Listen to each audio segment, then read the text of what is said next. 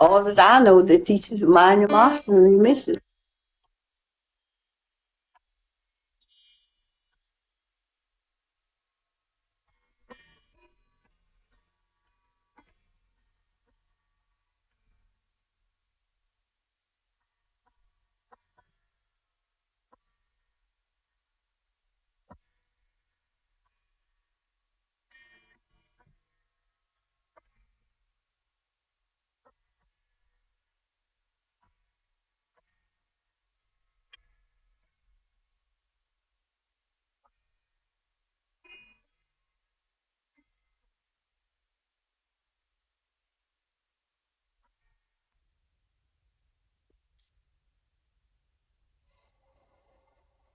All right.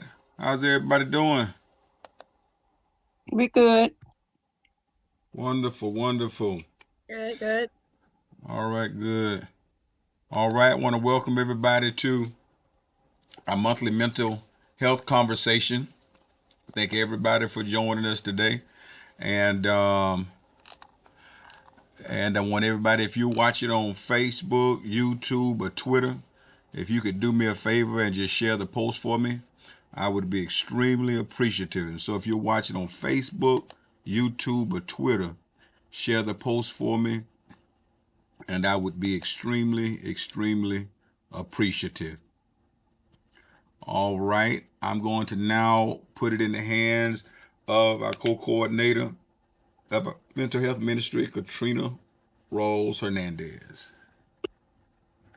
All right. Hello, everybody tonight. So glad those of you are here who are here are able to come in and share. I know a lot of people are out there Valentining it, so we won't take that personally. We know y'all have some other things y'all can watch it on the repeat. So tonight, in lieu of February or Black History Month, although Black History is every month, if you ask me, we're going to be taking a look at how racism Yeah. exasperates or causes mental health issues to be worsened in the African American community. Okay, next slide, Pastor.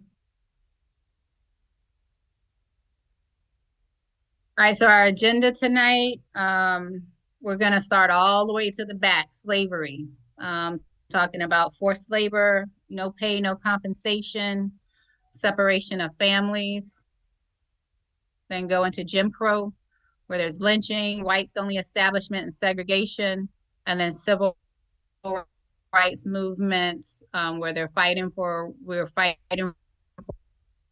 a right to vote, um, peaceful protests that were met with violence, and then desegregation, and then going into mass incarceration and how since we can't be slaves anymore. It's just a way for the system to find other means to contain and control mostly Black and brown men.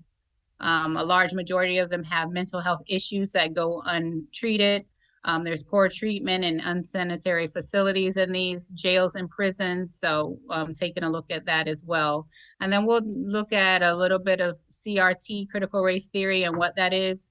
I just wanted to do something tonight that would be more of kind of an educational, as well as kind of talking about what has played a big part in the mental health issues in the Black community. Next slide, Pastor. Okay, so we're starting off with slavery from the beginning. Next slide.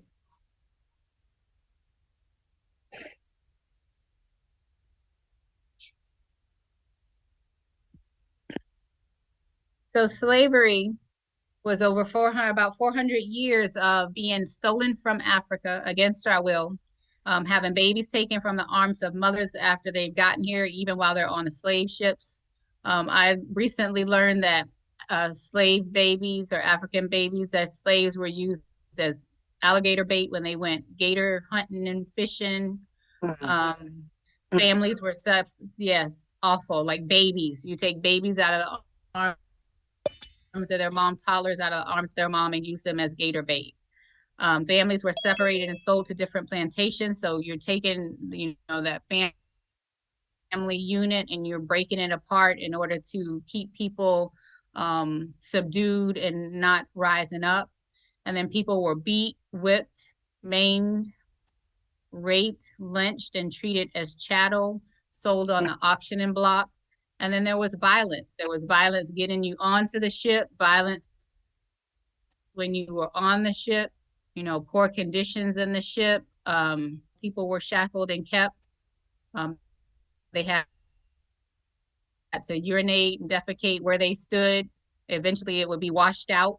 But for the most part, they were very horrible, deplorable conditions.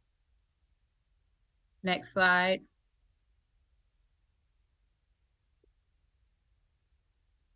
Okay, so after every one of these small talks, I'm going to have just a video so we can see some of the history of what slavery looked like. And some people who were slaves or their family members were slaves had some insight on things that happened. And for this one, I have an easy transition because I've already have it set up. I didn't take the time to embed the videos into the presentation. So with the videos that come up after that, I'll just need about a 15-second transition time, but we're ready for this one. All that I know, the teachers mind your master and we miss it. Been slaves all our lives. Your mother was a slave, your sister was a slave, father was a slave. They treat me nice as they could treat me. And if I want anything, I'll ask for it.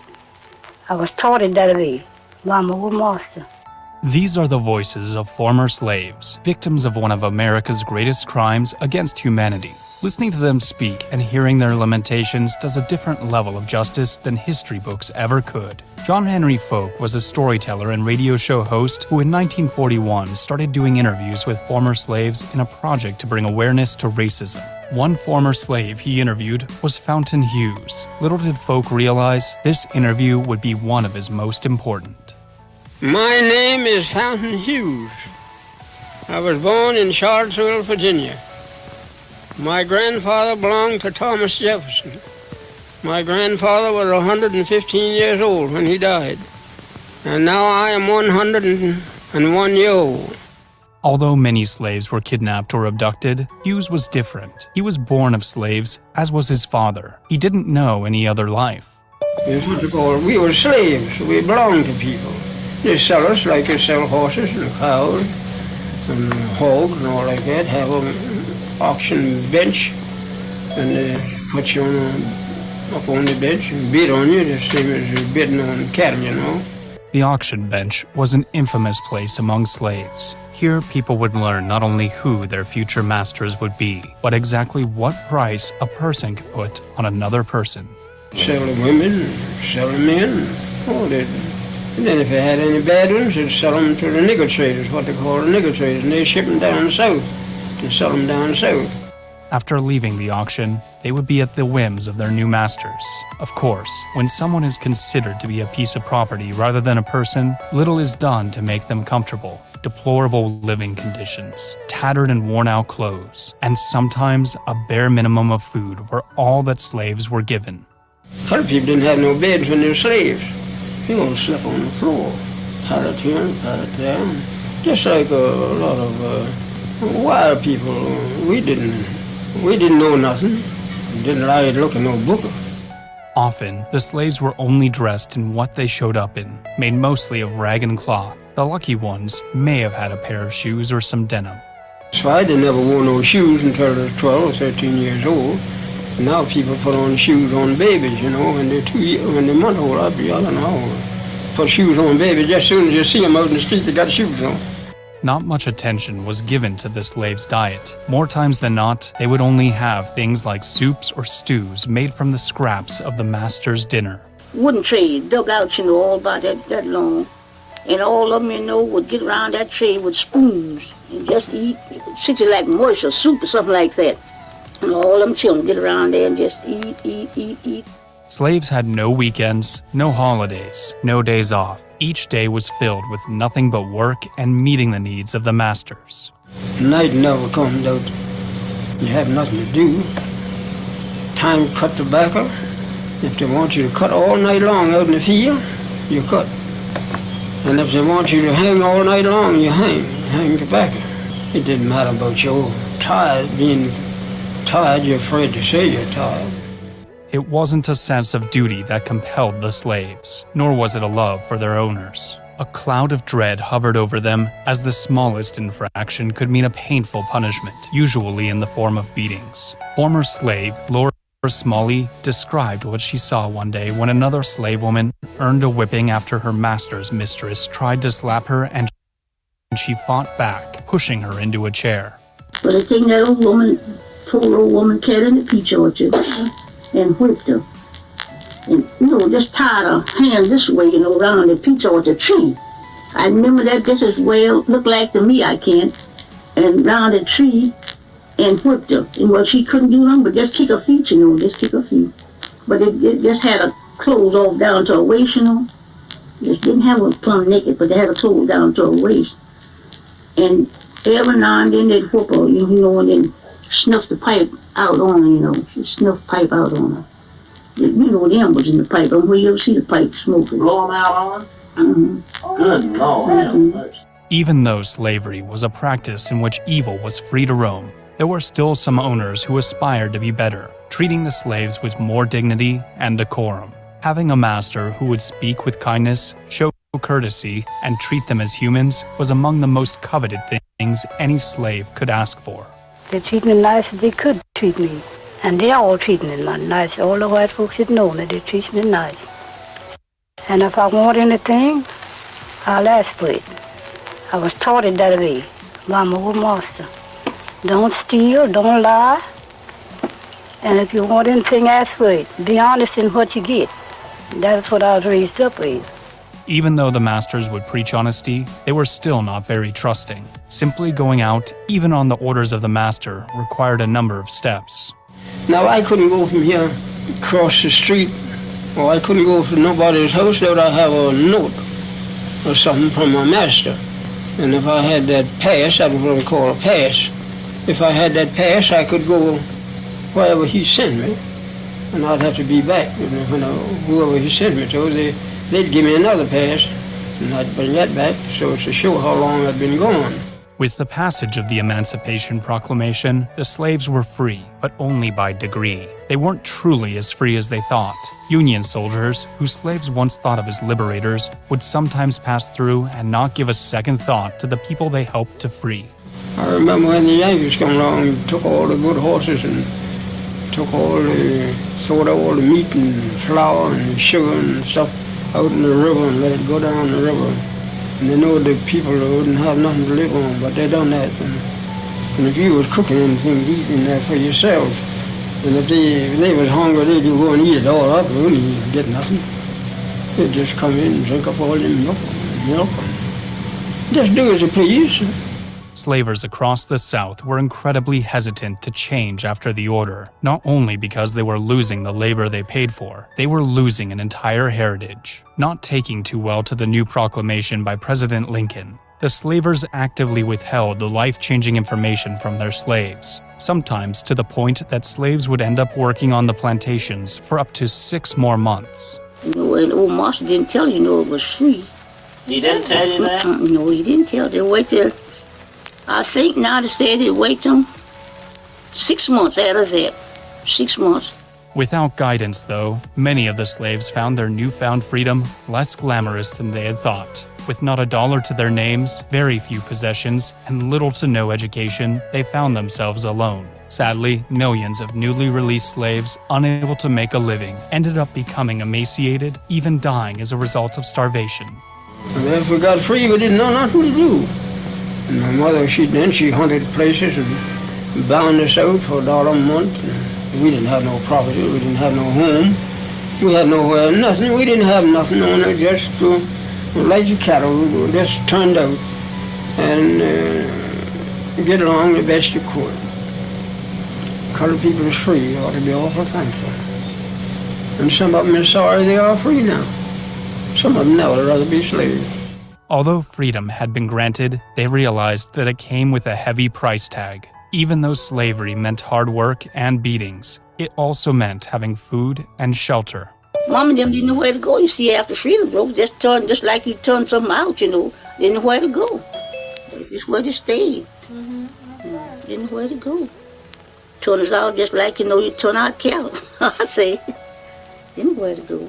The slave's freedom was met with mixed emotions. Fountain Hughes was asked about how he felt about his freedom and whether or not he would rather have been a slave again. His answer was haunting. You know what I'd rather do? If I thought, had any idea, that I'd ever be a slave again, I'd take a gun and just end it all right away. Because you're nothing but a dog. This period was one of the darkest times in the history of the United States. But even though slavery was eventually abolished in the States, it is quite a different case worldwide. From forced labor to human zoos, or areas of the world where visitors would travel simply to gawk at the local indigenous people. Whatever its form, though, the voices of the slaves matter, bringing to light the sad truth that slavery is not dead today.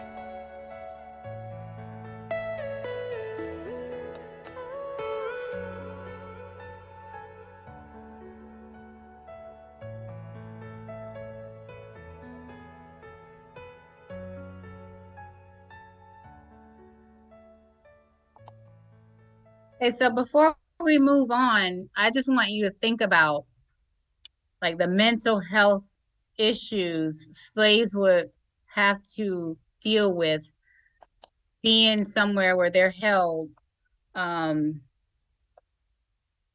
have to have a pass to move about. They're getting whippings, they're getting beatings.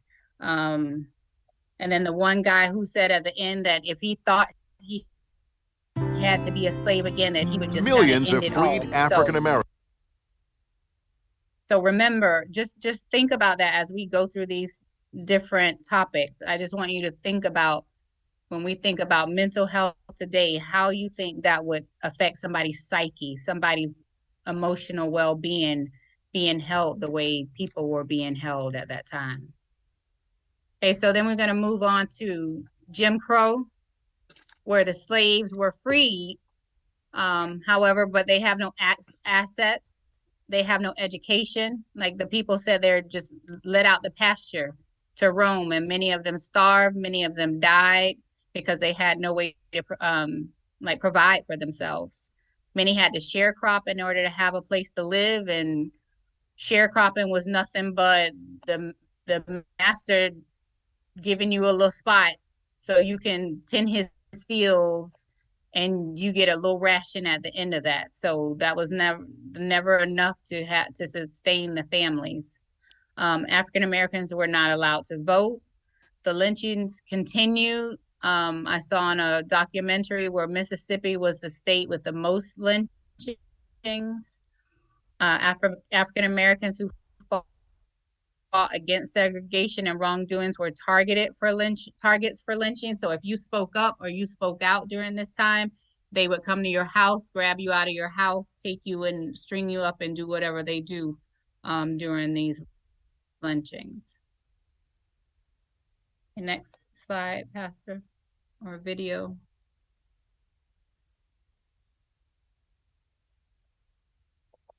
And there's two videos. They're very short, but again, I wanted them to be educational for you guys to see. Americans exercised their right to vote after the Civil War, and they voted for black legislators who began to fill local and national offices. Breaking down the extraordinary racial barrier that has for so long defined the political culture of the United States, and creating in the middle of the South a population of people, of voters, who would be voting in their own interest, voting to protect themselves in this extraordinarily hostile environment, is in fact a revolutionary accomplishment in such short a time after the war. By the 1890s, Southern whites began to fear that blacks with political power would try to integrate Southern society.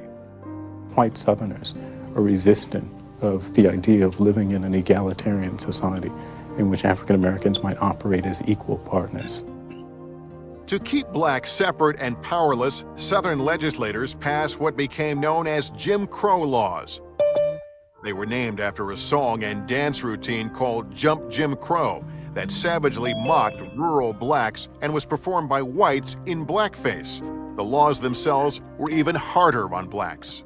They encode white supremacy through the enactment of segregation statutes, taking the vote away from African Americans, all sorts of things that are designed to subordinate black people, to establish a place for black people that they know, in a sense, to choreograph race relations. Lawmakers could not violate the 15th Amendment, which prohibited states from denying anyone the right to vote because of race.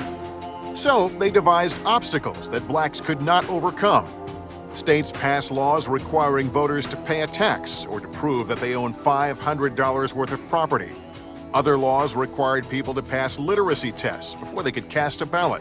In state after state, from 1890 to 1904, every state in the Deep South, the 11 original Confederate states, held state constitutions which functionally disenfranchised black males from the right to vote.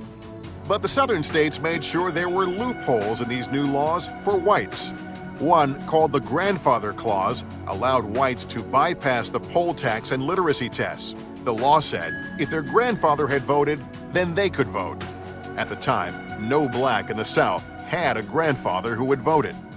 It was a gradual decision to obliterate the constitutional rights of millions of American citizens because of the color of their skin. And yet, it was a conscious decision the majority of white Southerners made because they had the power to do it. The Jim Crow laws ensured that the promise of Reconstruction remained unfulfilled in the South for decades to come.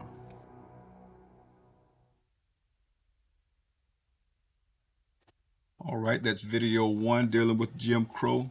In 10 seconds, I'll pull up video 2. Thank you, Pastor. And just think about... After Northern troops left the South in Go ahead. No, I was just saying, and just to continue to think about how, you know, obstacles will put up for voting, making them pay taxes to vote, a literacy test when they know that African Americans were not able to read, the grandfather clause where the whites can have a loophole so they can vote, but then the black men were not allowed to vote. Go ahead, Pastor. After Northern troops left the South in 1877, African Americans found themselves in near-slavery conditions once again. Without land of their own, they were often reduced to sharecropping, working the land of their former masters in exchange for a share of the year's harvest. Former slave owners couldn't imagine the idea of bargaining on any kind of basis with former slaves, and they believed that the only way they could continue to grow cotton was to force African Americans to work. They had to find some kind of coercive mechanism. The sharecropping system basically allowed farm workers to trade their labor for crops. African American workers, they don't have tools, they can't supply themselves with seed and other equipment. This is supplied by the landowner. And rather than being paid cash, they are paid a share of the crop. It was the economic structure of sharecropping that allowed near-slavery conditions to continue on plantations. Each year you borrow money, and at the end of the year, often you can't pay it back because the price of cotton is falling and what you get for your crop is not enough to actually pay off your debts. So instead of getting out of debt, they're falling further and further into debt each year. The only way for sharecroppers to pay back their debt was by providing another season of labor to the landowner. They were stuck in place. What it meant was that African American laborers were tied down to certain geographical areas, and therefore they found it very hard to use their shares of the crop or other wages they might get to accumulate any resources and eventually purchase their own land. The system of sharecropping finally ended with the industrial boom of the Second World War. Large numbers of African Americans left the South for factory jobs in the North, leaving behind the farms they had toiled on for generations.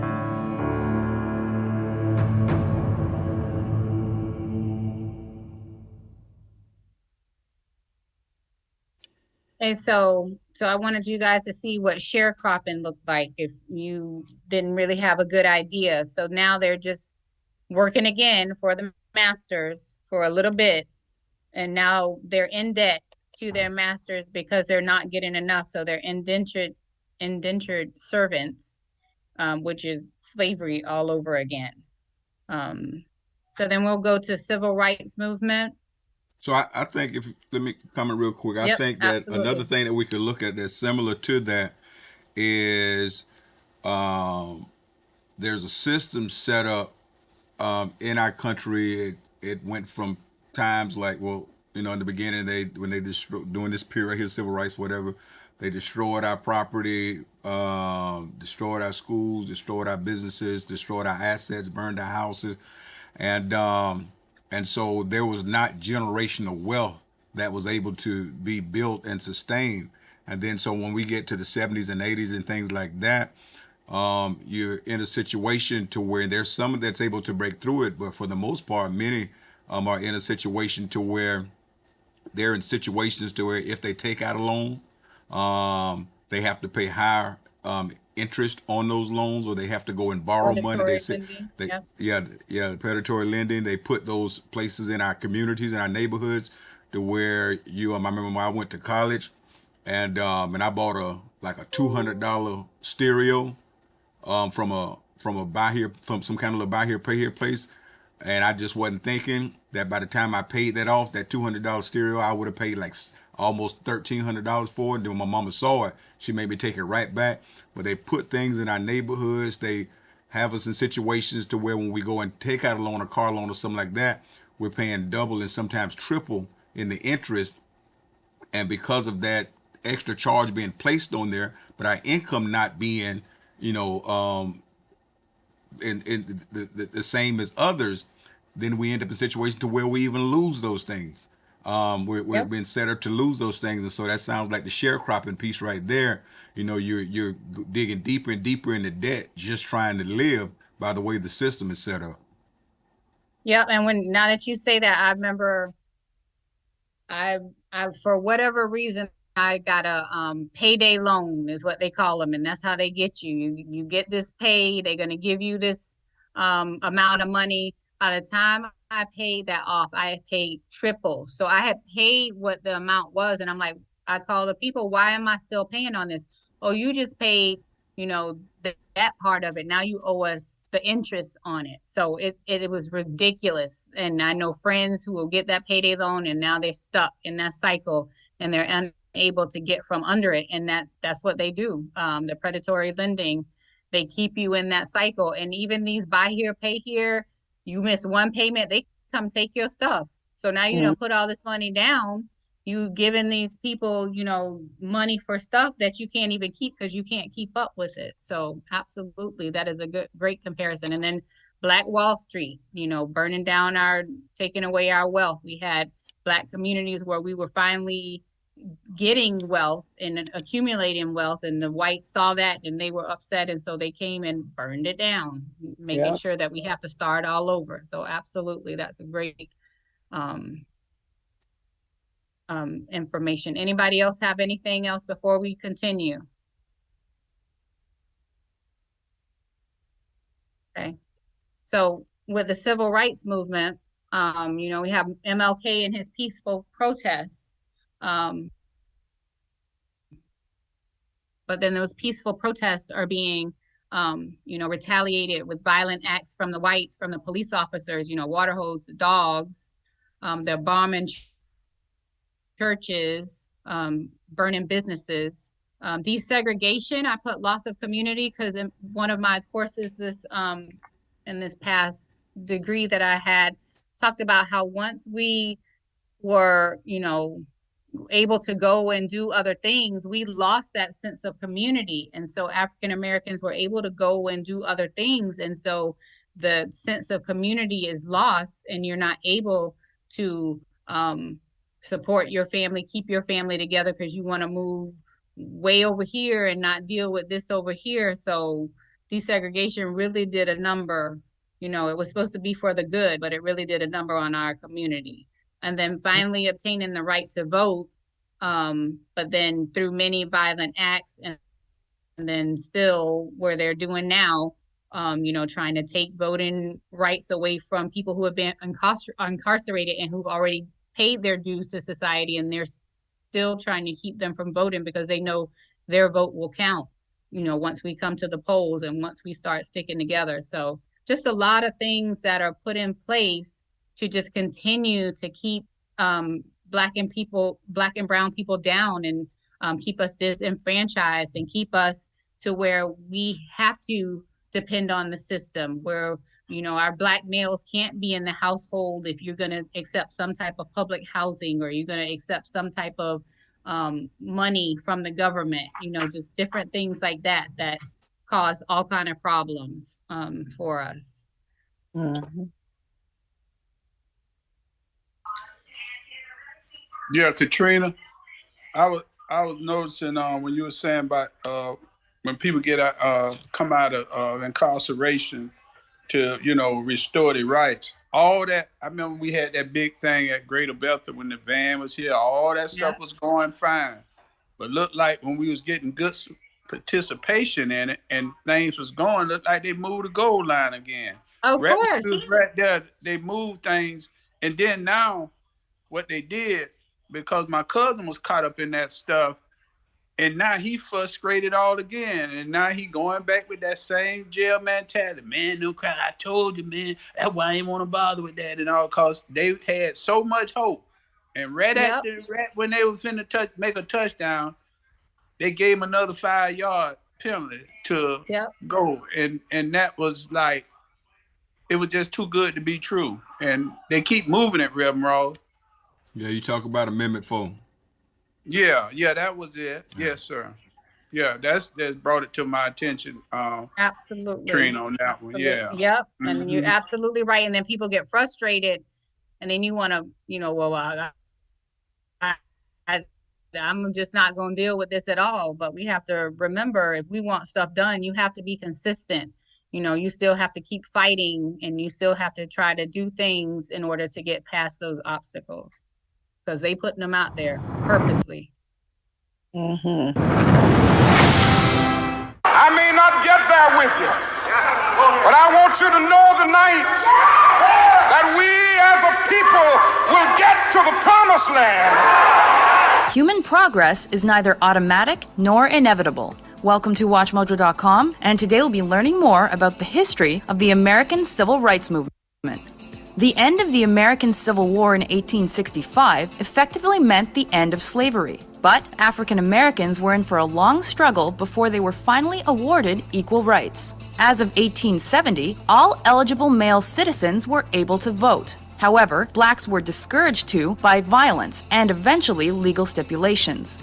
In 1896, the Supreme Court ruled to maintain racial segregation in private businesses in a case called Plessy v. Ferguson. Soon broadened to include schools, many southern states applied this separate but equal mentality to all aspects of life. However, this led to the application of Jim Crow laws, which resulted in blacks being treated as second-class citizens. Segregated schools, public transit, restrooms, water fountains, and more continued well into the 1900s. In 1909, a group of prominent black and white campaigners created the National Association for the Advancement of Colored People, or NAACP. Their goal was to increase racial equality and challenge issues like the Jim Crow laws. Unfortunately, it was between 1910 and 1930 that white supremacist group the Ku Klux Klan saw its biggest expansion amid increased racial friction.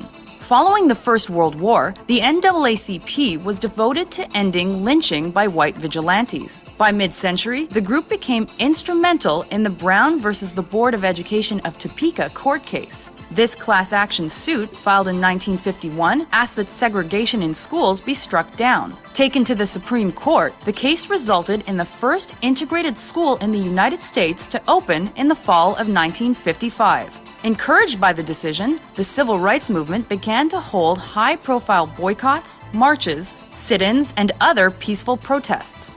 These included 1955's Montgomery bus boycott in support of Rosa Parks. A watershed moment came in 1957 when a high school in Arkansas admitted a group of African American students, nicknamed the Little Rock Nine. Protested by fellow students, the governor, and even the state's National Guard, President Dwight Eisenhower eventually intervened to ensure the students' safe passage. By 1962, universities also began integrating, though black students were still met with protests and violence. The Southern Freedom Movement continued into the 60s with support from newly elected President John F. Kennedy and his brother, Attorney General Robert Kennedy. The violence of the Birmingham, Alabama campaign influenced the president to fully endorse the movement. A great change is at hand, and our task, our obligation, is to make that revolution, that change, peaceful and constructive for all. On June 19, 1963, he proposed a civil rights bill to Congress, which was approved in 1964 after his death with support from President Lyndon Johnson. The bill struck down existing legislation that allowed for discrimination, and its approval was largely influenced by Martin Luther King Jr. and the March on Washington of August 1963. With this faith, we will be able to transform the jangling discords of our nation into a beautiful symphony of brotherhood. Capturing the attention of the media and the population, this event attracted hundreds of thousands of people in support of civil rights. Following that, the Voting Rights Act of 1965 ended the prejudiced voting system. Instantly effective, blacks began voting and running for public office. However, just days later, on August 11th, a violent six-day riot in the Los Angeles neighborhood of Watts resulted in 34 deaths. This was indicative of a period of racially motivated violence that occurred in the mid to late 1960s. This era also saw the rise of Black Power, led in large part by Stokely Carmichael, in opposition to extremists like the Ku Klux Klan. This ideology was exemplified by the Black Panther Party, which followed the principles set forth by Malcolm X. Rising to prominence in the 1950s, his radical ideas advocated militancy for blacks. Black people are dissatisfied. They're dissatisfied not only with the white man, but they're dissatisfied with these Negroes who have been sitting around here posing as leaders and spokesmen for black people and actually making the problem worse instead of making the problem better. He remained an influential and controversial human rights activist until his assassination in 1965. The murders of civil rights leaders continued when Martin Luther King Jr. was killed in April 1968 and Robert Kennedy 2 months later. Despite racial tensions continuing into the 1990s, progress has been measurable. The election of President Barack Obama in 2008 is seen by many to be a culmination of centuries of work in favor of racial equality. This is the meaning of our liberty and our creed, why men and women and children of every race and every faith can join in celebration across this magnificent mall, and why a man whose father less than 60 years ago might not have been served at a local restaurant can now stand before you to take a most sacred oath.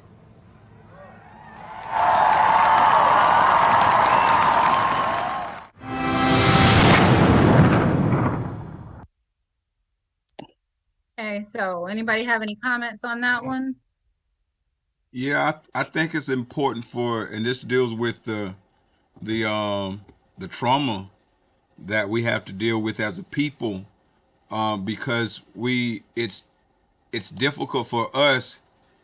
It's dangerous for us to trust anybody in the system, and then what happens is after that, it happened during the Jim Crow period, and we were trying to fight a lot of it in civil rights, but all they did was you had the Republicans that appeared to be sensitive about justice and fair treatment and things like that, and helping to release to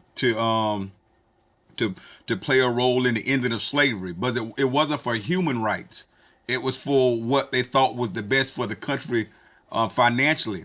And so essentially what happened, the people that were the most egregious and aggressive with white supremacy, which was the Democratic Party before the Civil War, well, after that period and during Jim Crow, after Reconstruction and during Jim Crow, they just switched.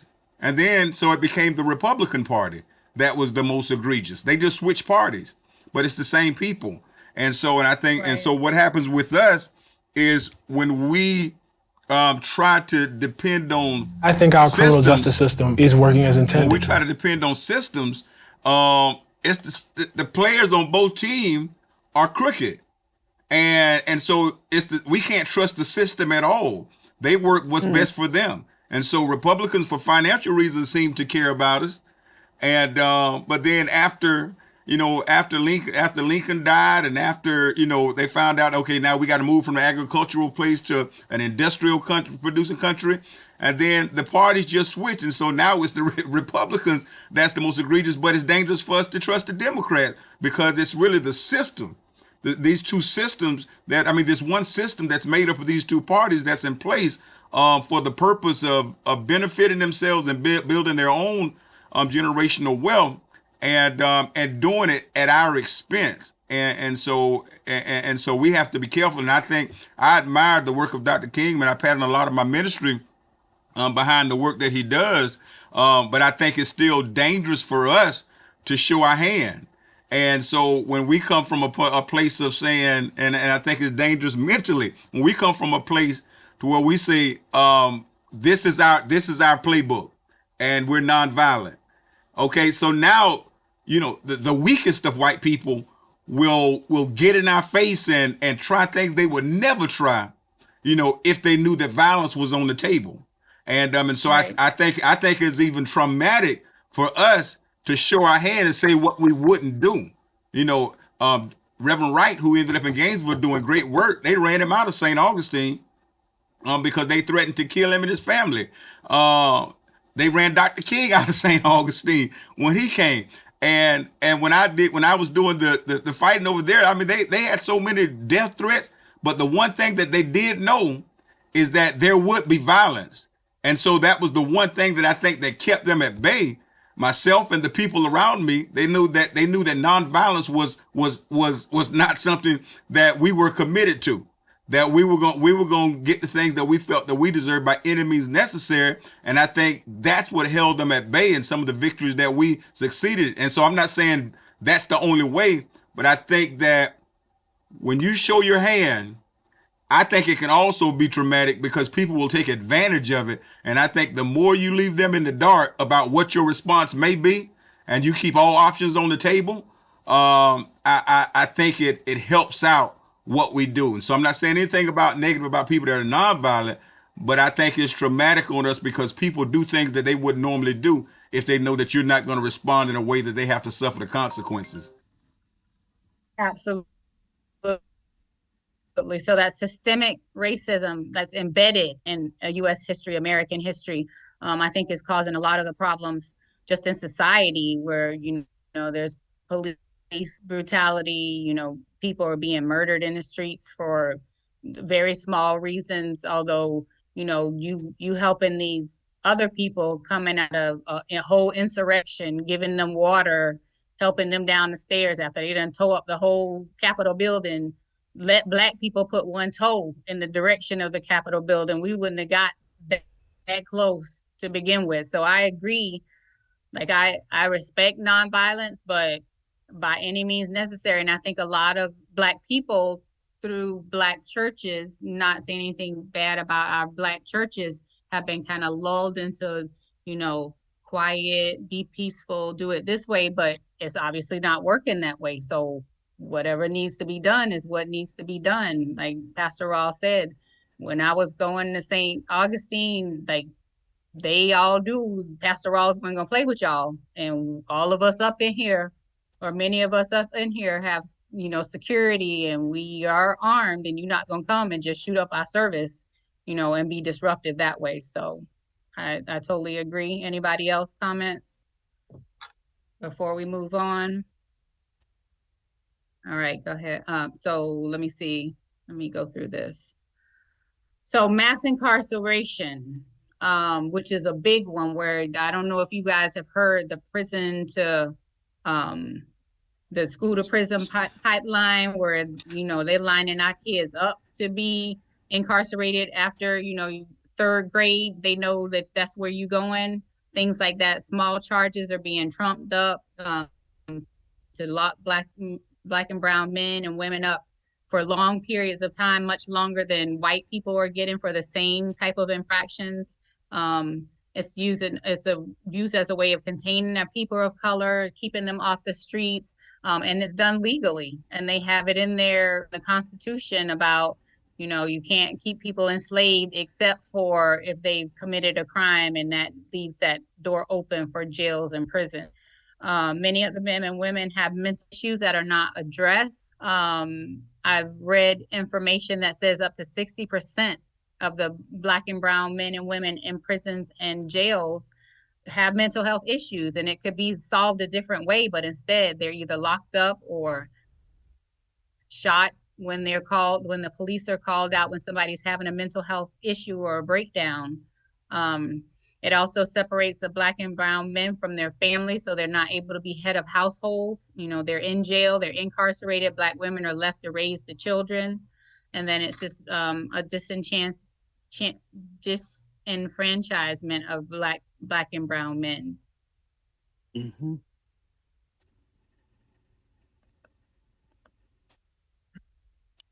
That was a video, Pastor.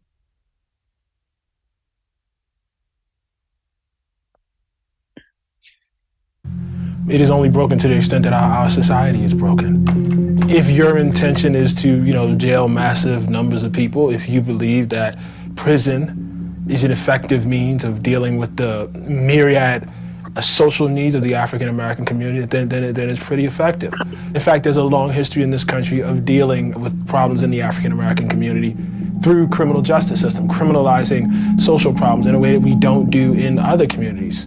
For instance, if you looked at the research, you would find that somewhere around 60 to 70% of the people in prisons and in jails are suffering some sort of mental health problem. Upwards of 50%, go in there dealing with some sort of chemical dependency. Viewed from another lens, these are public health problems. One could look at, the massive number of African American men who are out of work, and the intersection between that and prison. Well, one could look at where prisons are located. And, you would find that a lot of times prisons are located in rural regions, where all other industries effectively shut down.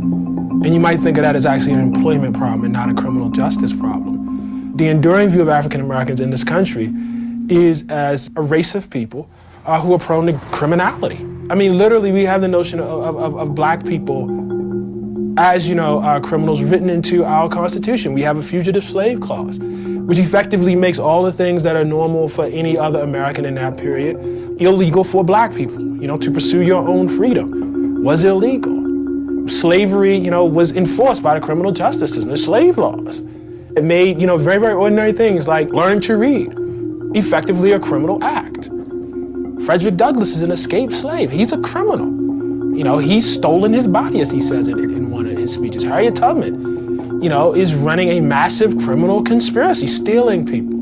I know we all love Martin Luther King today, but in his time, by, the highest powers in the American justice system, Martin Luther King was viewed as a criminal, by J. Edgar Hoover. Arguably, perhaps by, the Kennedy administration and the Johnson administration. I say that because they signed off on the bugging, of his home and, wherever he was. The lens of criminal justice is the way this country has traditionally regarded Black people. I don't know that anything is broken at all. The deeper question is, are we okay with something on the order of 4,000 African-American males per 100,000 being in jail? Are we okay with that? Are we okay with, there being a 1 in 3 chance for every, African-American male born in this generation of eventually doing some sort of time in prisons and in jails? Are we all right with that? And that goes to the deeper question of, are we all right with Black people in the position that they are in our society? Or do we have some sort of, long-term commitment to justice?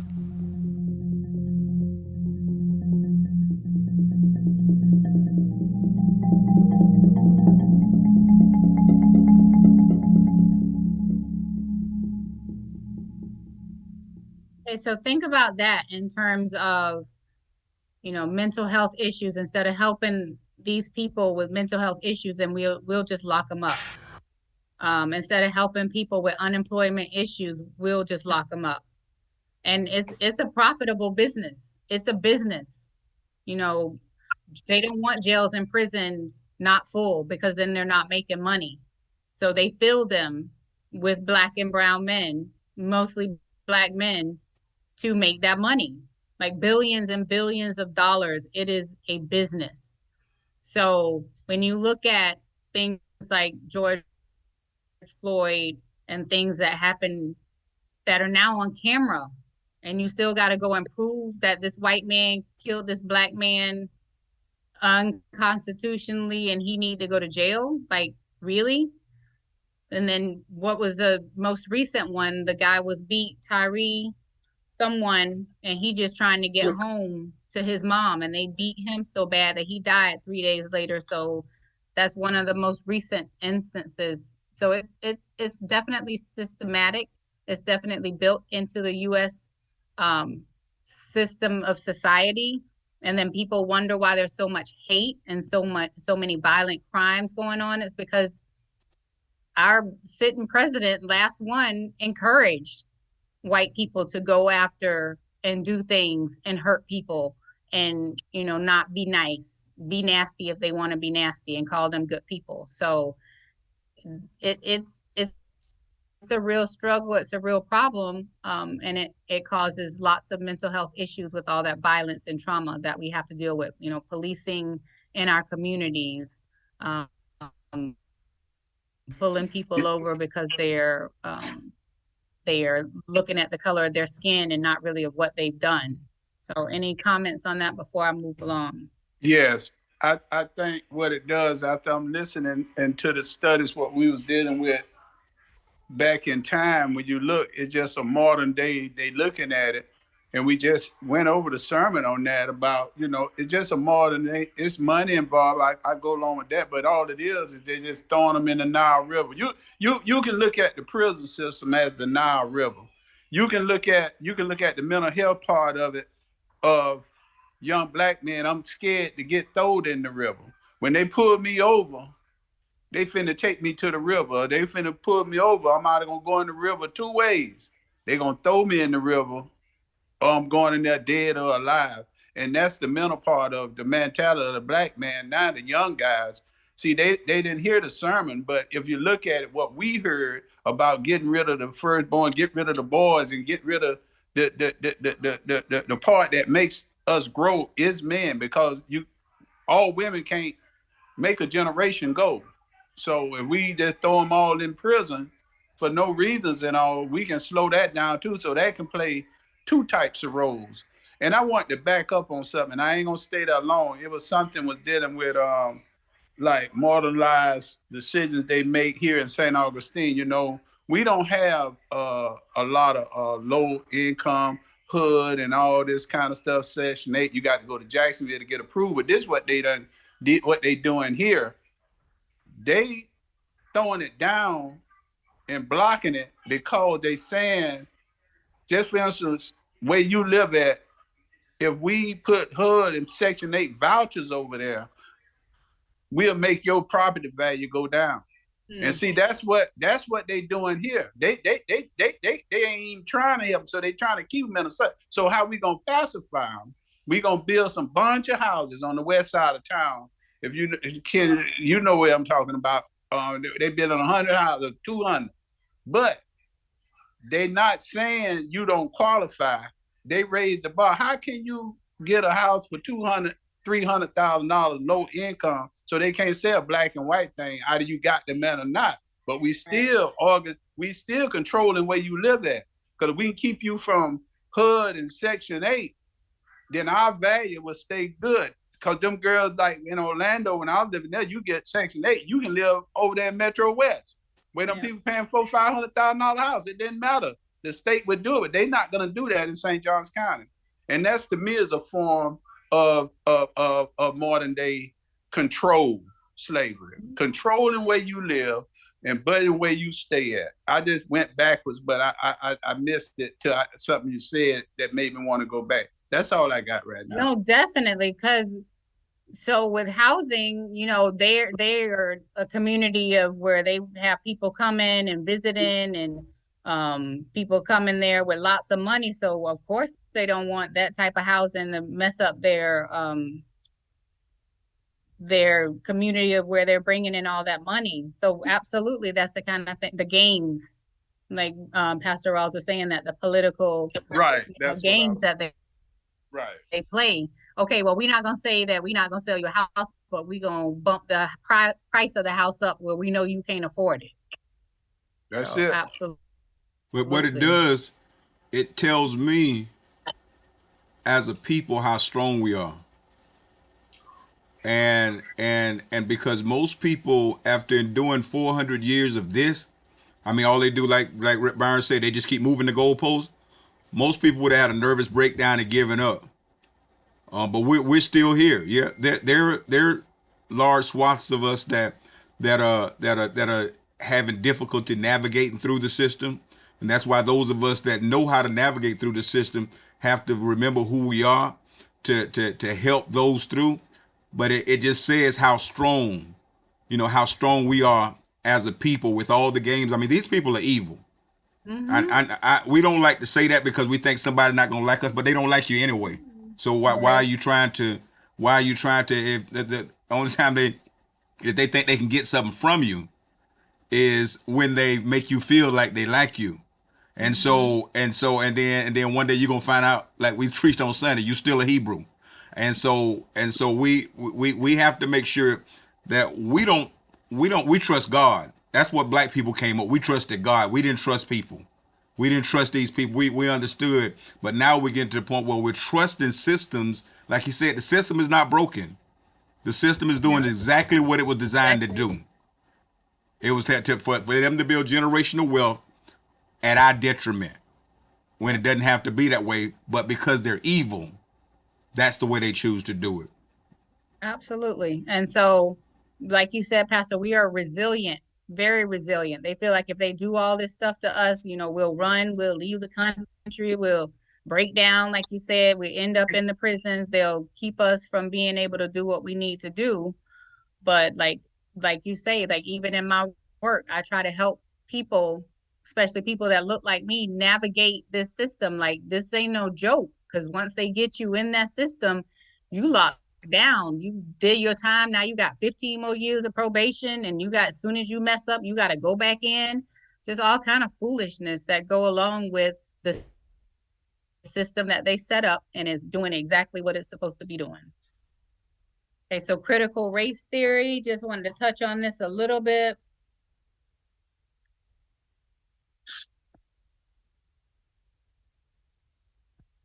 Before we go into it, just talking about that Stop Woke Act that Ron governor put in place here in Florida, the state of Florida, Ron DeSantis.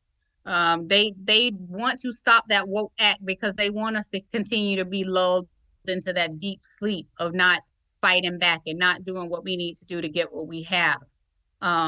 He doesn't want the AP African American history. That's the big one that's coming up that he's trying to block, or he has blocked in the state of Florida. He's blocked African American studies in school systems. He's going after like even higher learning universities and what they teach and how they teach. And then the blocking of critical race theory. And so what he's saying is he doesn't want people to be taught that white people should be ashamed of slavery and what happened during slavery. You just deal with it. It happened. It's over. Don't worry about that anymore. So that's something I read that he was just. That's his idea of what. It's not even just slavery. He don't want white people to feel bad about anything they do, whether it's redlining, whether all the evil things that they do. They don't want it taught that those things are wrong. And this is exactly what the Daughters of the Confederacy did in the early 1900s. When there were books that taught the truth and showed the evil things that white people did, the Daughters of the Confederacy marked those books in the South, and they pulled them out of the schools so that their children would not gain this knowledge. And so now their children go through life thinking that George Washington could not tell a lie. That's a lie. He was a liar. Right. He was a slave owner. But their children, that's the knowledge that they have, that he could not tell a lie, that they're perfect. And so there's no conviction in their hearts because they're not even being taught about the wrong that they've done and that they're still doing. And that's that stop woke thing. Anything that makes a white person look negative in the history books, he does not want it taught. Right. Absolutely. Anybody else views on that? Okay. Next slide, Pastor.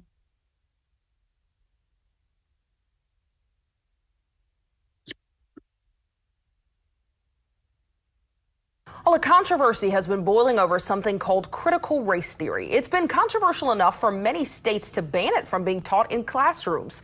Some say that critical race theory is divisive, Marxist, and paints all white people as racist. Others say it's a sociological examination of how past racist attitudes in the U.S. are still having an impact present day. But what exactly is critical race theory? Well, here's an explanation. Usually when we talk about racism in everyday conversation, we're talking about racist people, someone who treats minorities badly or uses racial slurs. But critical race theory argues that racism is much more complicated than that. Instead, critical race theory looks at how racism is embedded in our laws in America and how certain policies have created a society that ranks people based on their race. If you're not understanding yet, then let's take a look at one example that's used in a lot of the research on this. Take a look at this picture about the GI Bill. After World War II, you've probably heard that veterans got loans to help them buy houses when they came back home. Well, critical race theory would examine how this bill created opportunities for white veterans that were denied to black veterans. Many banks did not approve loans to black veterans. Now, some would say, okay, I see where that's unfair, but that was the 1940s, so why bring up the past? Well, critical race theory looks at how those racist policies of the past created issues that we still see today. So those white veterans who were able to use the GI Bill to purchase low-cost homes and build up wealth that was passed on to future generations of their families. And this is huge because financial experts say home ownership is one of the most effective ways to build wealth. One survey found that the average homeowner has 40 times the household wealth of a renter. So if black veterans didn't have the same opportunities to build wealth, it helps us understand in part why today, in 2021, white families have 10 times the net worth of black families. And critical race theory helps make sense of the huge racial gaps, not just in housing and economic, but also in education, healthcare, and mass incarceration. Now, even though many people are hearing about critical race theory for the very first time, this is not a new idea. It was developed back in the 1970s by legal scholars after they realized that racism and inequality didn't disappear when civil rights legislation was passed. Now, just recently, at least 24 states banned critical race theory or introduced legislation to ban it from being taught in the classroom. So why now? Well, conversations about racism and inequality gained momentum after George Floyd was murdered by a Minneapolis police officer. Opponents say that critical race theory is a divisive concept. They claim that the concepts of critical race theory say that white people are inherently racist. But supporters like Kimberly Crenshaw, who's a founding critical race theorist, says the concept is being misrepresented and used as a political tool. The term has now become a blanket term for any kind of anti-racist education. She says, though, that not talking about racial disparities only allows them to continue. And it is also very important to note that critical race theory generally is not even taught in elementary or high schools. It appears more in university or postgraduate classes, very popular in law schools. All right, any comments on that one? Yeah, I just want to say something right quick before Reb come in, because I know he is. But man, that's exactly what Reb been talking about. She said exactly what he said about generational wealth, and a house is the only thing that, how you said it, holds value, cars and all that stuff, but a house, and it's sad that even we say St. Augustine again, the price of living here is way different than Gainesville. The average apartment rental here is about $1,800 and $1,900. And if you ain't making $1,800 or $1,900 a pay period, you can't stay nowhere. But see, they can't say it's for white people and this and that. They got it so high, if you got the money, you can stay where you want to, but they know when you don't have the resources and the education to have these type of jobs, they don't pay that kind of money here in St. Johns County. So what's that telling you? People that's coming here with money and generational stuff that's passing on with money. They got homes and they leaving homes. They got to start for their kids to leave them a house or this and that.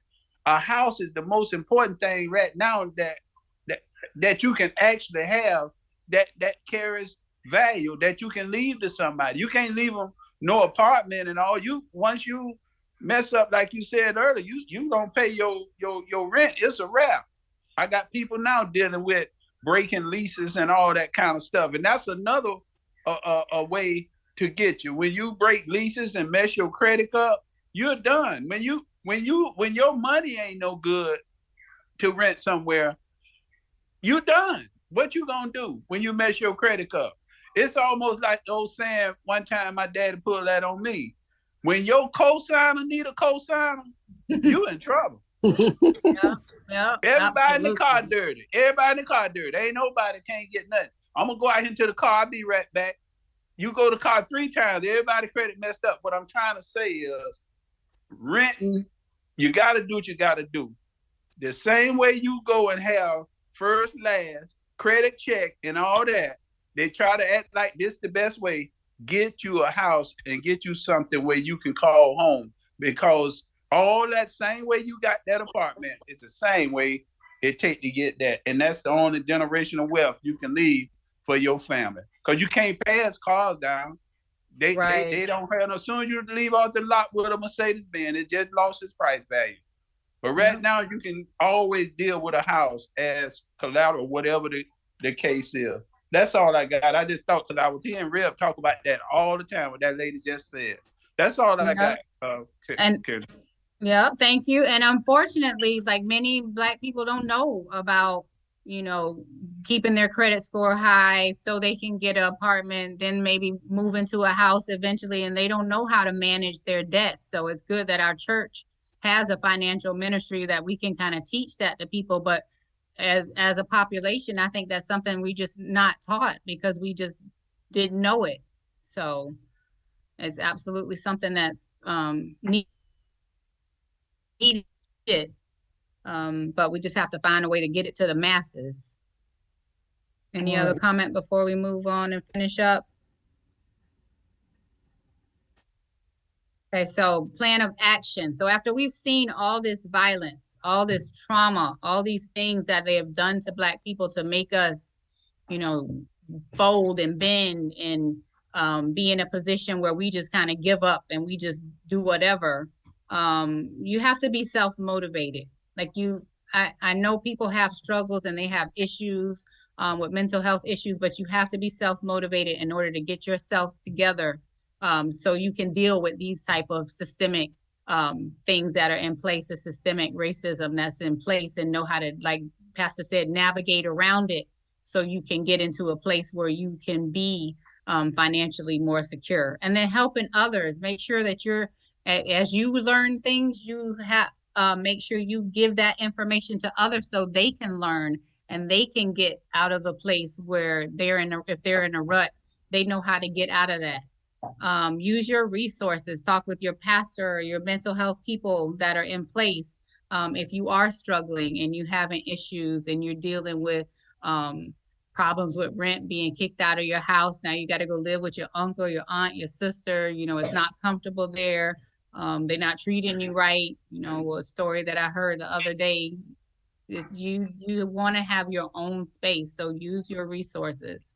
Also advocate for yourself and others. Don't stay silent when injustices are happening. Speak up, and then pray and connect with God. Always keep your prayers up so your blessings can come down. Next slide, Pastor. So any questions? I feel like we skipped one, just kind of talking about the different types of things that come with these traumas, or like anxiety, depression. One of the biggest things was like, there it is, paranoia, psychotic symptoms. Just think about, the games that they're playing, and you think, well, man, maybe it's me, maybe I'm just crazy. No, these people are playing games and doing it purposely. And so that can make you feel a little bit crazy. Schizophrenia is much higher diagnosed in the Black community. mood disorders, things like that. Those are the type of issues that come with this type of trauma. So we just have to make sure we keep prayed up, we stay close to God, we connect with people who have resources and know how to deal with these type of things so that we can, as a people, start building generational wealth for our families. And that's all I have, Pastor. And I think this was a really good presentation. I'm really hoping that when people see it, that they share it with others. We need this type of information. That's why they don't want you to have information, because knowledge is power.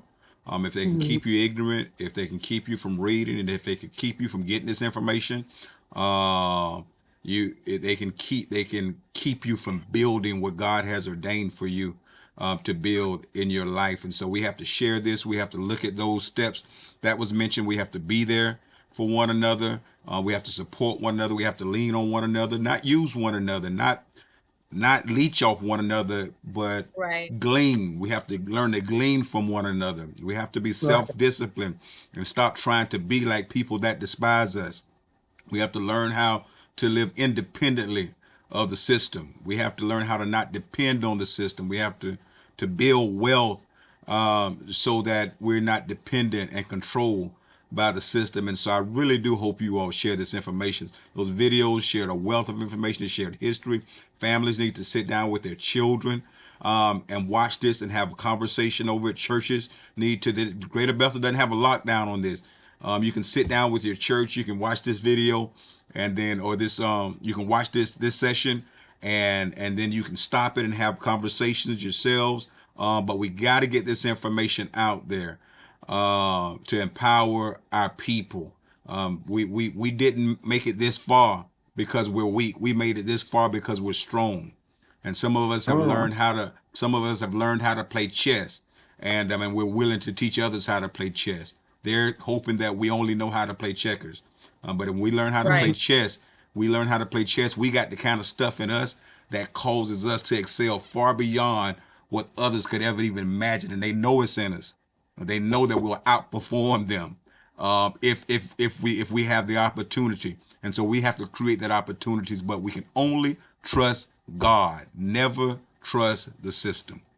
That's all I have. And so I want to thank everybody for joining. I want to thank Katrina for the presentation. Dr. Cole had a question. Okay. Welcome, Dr. No, that was a Cole mistake. had her hand up. I hit it by mistake. Okay. Okay. All right. So this was a wonderful Valentine's, baby. Yeah. This session made me, Sean. This session made me love you even more, baby. I got myself a beautiful black queen. My sister's a beautiful black queen. All my women on the Sharon and Dolores and Edith, black queens, Rod and Byron, black kings, and be proud. Amen. Never be ashamed to embrace right. the strength that God has given us in this melanated skin. We are intelligent, we are strong, we are royal, and it don't mean that we hate anybody else, but we do love what God created in us, and we're black and we're proud. God bless you. Have a wonderful day, and share this video. Amen. Good Have job, a good night, Katrina. guys. Thank you. Good job. Thank you.